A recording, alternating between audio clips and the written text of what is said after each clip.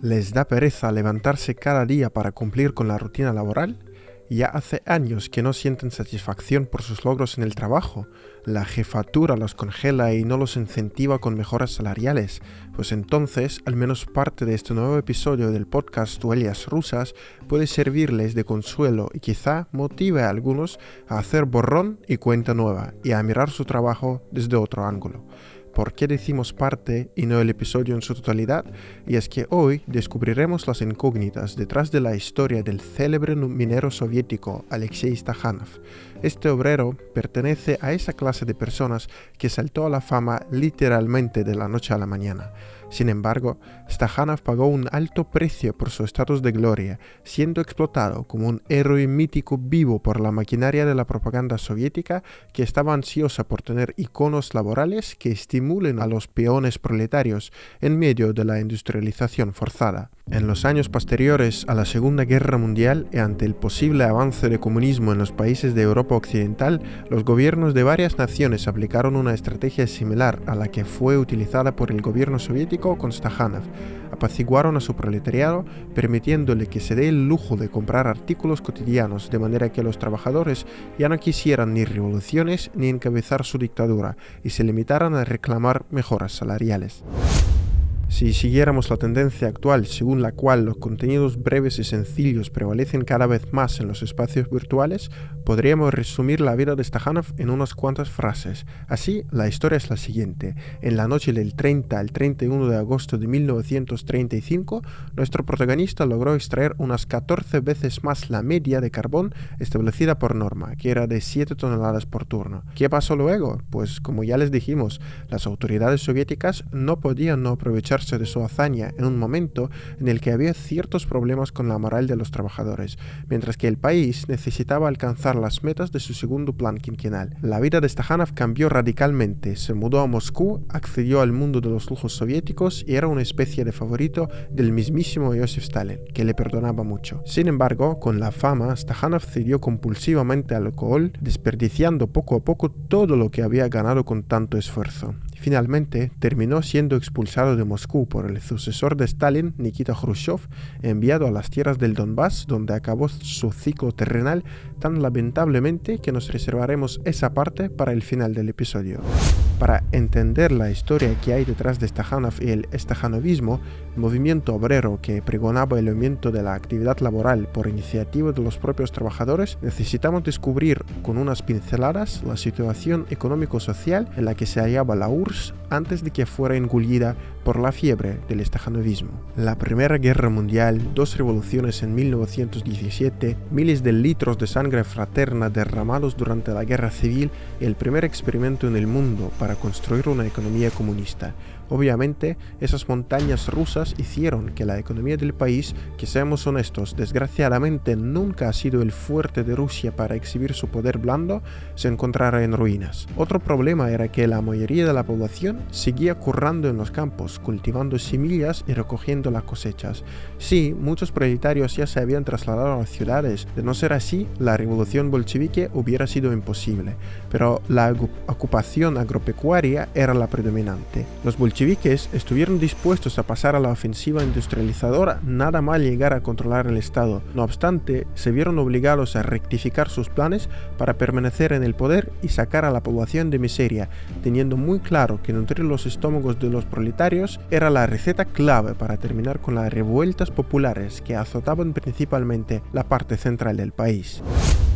Frente a este panorama, el gobierno soviético tuvo que poner en pausa sus planes industrializadores y adoptar la nueva política económica, o NEP, que en palabras de Lenin era capitalismo del Estado, y reemplazaba el comunismo de guerra implementado durante la Guerra Civil. Básicamente, bajo la NEP, el aparato estatal extraía menos grano excedente del campesinado, que ahora sí tenía la oportunidad de comercializarlo. Asimismo, fueron restablecidos, aunque parcialmente, ciertos instrumentos capitalistas y diversas formas de propiedad, al tiempo que no se condenaba ya la atracción de capitales extranjeros en forma de concesiones. De este modo, el sector privado resucitó por un breve periodo en la agricultura, en el comercio minorista, así como en la industria ligera, mientras el Estado controlaba la industria pesada, los bancos y el comercio exterior. El curso de los acontecimientos justificó las esperanzas, pero también sembró miedo en la jefatura estatal ante la creciente influencia de los campesinos relativamente ricos conocidos como kulaks. Frente a esa situación y con los planes de la industrialización forzada en mente, el gobierno soviético dirigido ya por Stalin replegó la NEP y pasó a la ofensiva. ¿Quién financió la transición a la industrialización y la compra de maquinaria? La población, especialmente el campesinado, que empezó a abandonar masivamente las aldeas debido a la caída del nivel de vida y la expansión de las granjas colectivas o kolhozes. Encima, el sector agrícola volvió a resquebrajarse, provocando el desplome de la producción económica, lo que se agravaba también por la falta de mano de obra cualificada. En este contexto nos aproximamos a la figura de Stakhanov y el programa propagandístico en torno suyo que, podemos decirlo en voz alta, cumplió con el objetivo principal de atraer a miles de obreros a la carrera por aparecer en las portadas de los principales periódicos soviéticos. Aquí vamos a girar de nuevo al pasado para poner los puntos sobre la IES en la historia de Stakhanov. Nació en una aldea en la región de Oryol, en la parte central de Rusia, siendo su abuelo uno de los correligionarios de Alexander Mozaisky, pionero en la aviación y diseñador de aparatos aéreos. El padre de nuestro protagonista igual esperaba llegar al cielo, ejerciendo como uno de los primeros conductores de grúa del país.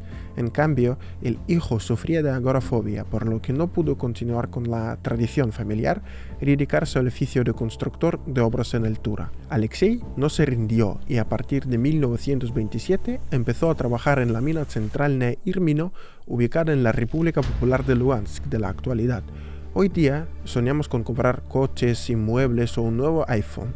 El sueño de Stakhanov era acumular suficiente pasta como para adquirir un caballo. Con el fin de conseguir su meta, no escatimaba fuerzas, pasando por toda clase de calamidades en puestos subalternos. Finalmente, lo ascendieron a picador en uno de los tajos de la mina, oficio que no es para débiles. Alexei dominó rápidamente el martillo, rompiendo el macizo y superando constantemente en una vez y media la norma o más. Cuando la mina recibió 2 nuevos martillos neumáticos, la jefatura no dudó en entregarle uno de ellos a nuestro minero, pues sabían que no los dejaría colgados. Ahora ha llegado el momento de vincular la biografía personal de Stakhanov con la historia del país, porque el protagonista se abría el paso hacia la fama con su martillo, precisamente en un momento en el que, como les decíamos, los trabajadores soviéticos carecían de incentivos y consecuentemente comenzaba a sentirse la caída del nivel de producción. Por si fuera poco, el propio método para extraer el carbón era obsoleto. Muchos mineros seguían usando el pico, al tiempo que se veían obligados a reforzar las bóvedas de sus minas. Para destrabar el asunto, Stakhanov propuso algo innovador y eficiente. El picador solo se encargaría de triturar la roca, mientras que otros obreros que trabajaban con él en paralelo reforzarían las bóvedas. La idea le cayó bien a un funcionario del partido apellidado Petrov, que cabildeó para obtener el permiso y que Stakhanov pudiera poner su propuesta en práctica.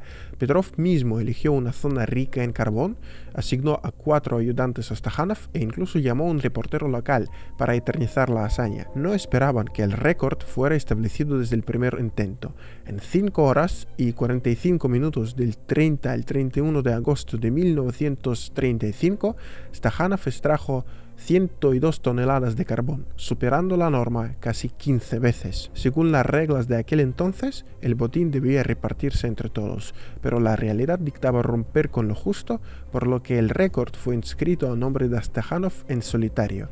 Así se desató una reacción en cadena que partió la vida de Alexei en un antes y un después, y no está del todo claro qué camino hubiera sido mejor.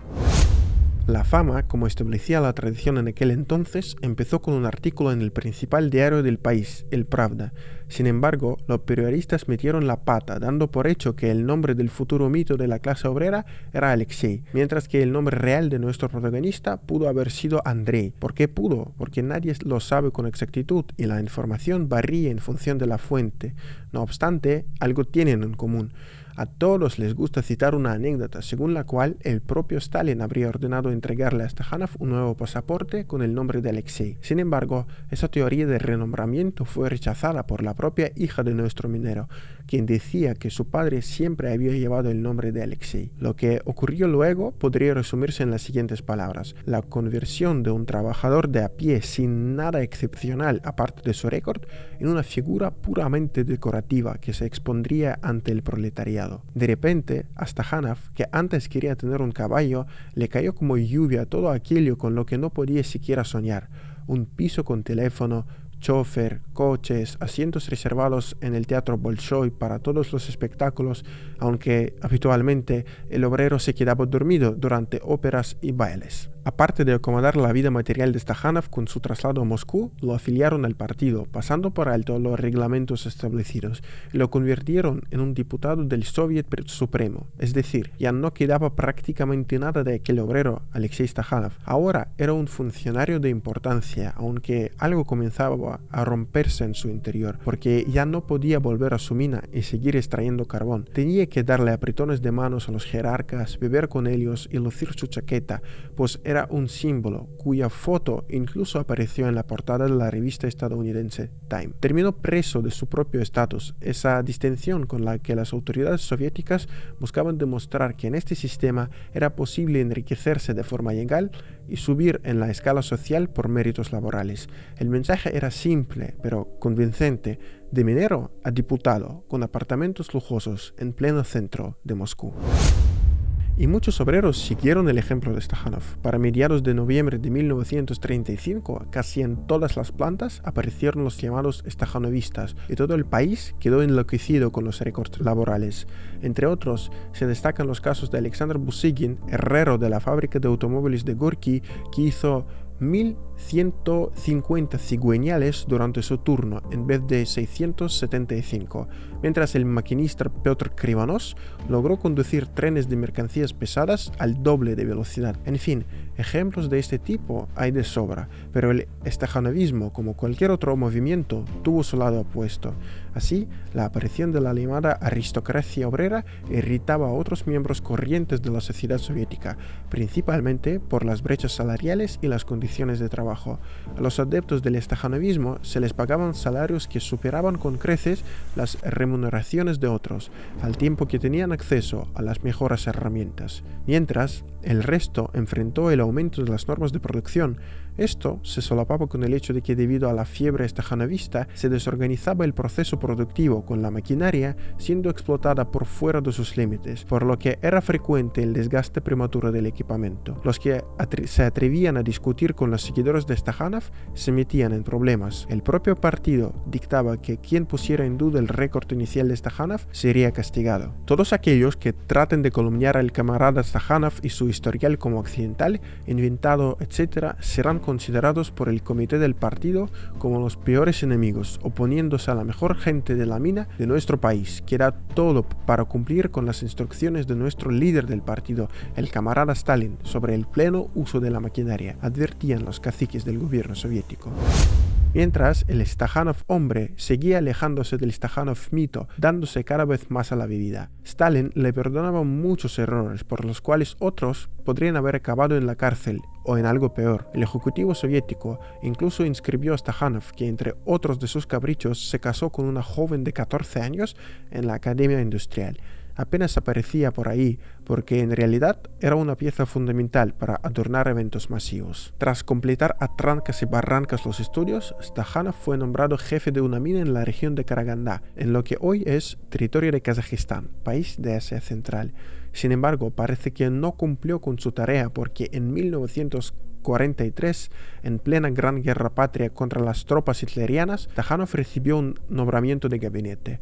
Su nuevo cargo se denominaba jefe del Departamento de Competencia Socialista del Comisariado Popular de la Industria del Carbón. ¿Acaso suena prometedor? Nuestro minero seguiría en Moscú hasta el año 1957, cuando el nuevo líder soviético Nikita Khrushchev de facto lo deportó a la región de Donetsk.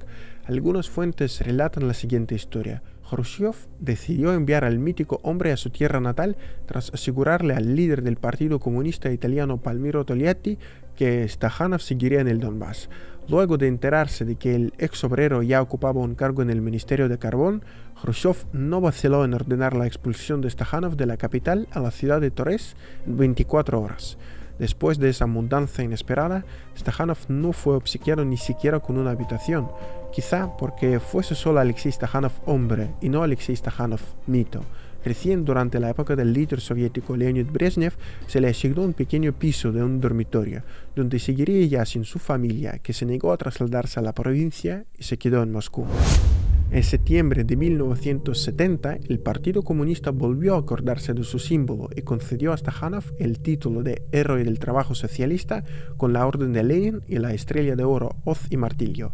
El minero pasó sus últimos años regando su tristeza con alcohol hasta tal punto que algunos afirman que Stakhanov se volvió loco y estuvo internado en una clínica psiquiátrica. Los calvarios del carbonero acabaron el 5 de noviembre de 1977, tras resbalarse con la cáscara de una manzana y darse un golpe en la cabeza, del que ya no pudo recobrar el conocimiento. Para aquel entonces, Alexei Stakhanov hombre ya le importaba poco al gobierno, porque el Alexei Stakhanov mito estaba lo suficientemente consolidado como para continuar apareciendo en el imaginario colectivo como un personaje épico, habiendo pasado más de 40 años de aquel turno heroico. Como no pudo obituarios bien nutridos tras su muerte, creemos que lo mejor para recordar a Stakhanov sería citar las palabras del escritor Boris Gorbatov de un ensayo que data del 9 de diciembre de 1935, cuando la estrella del minero acababa de iluminar el cielo. Estaba encogido en una galería de 10 metros de altura,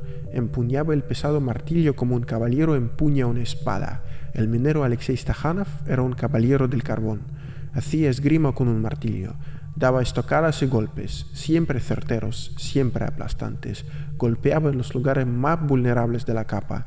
Los maestros admiraban su noble arte de cortar. Se leía en la nota.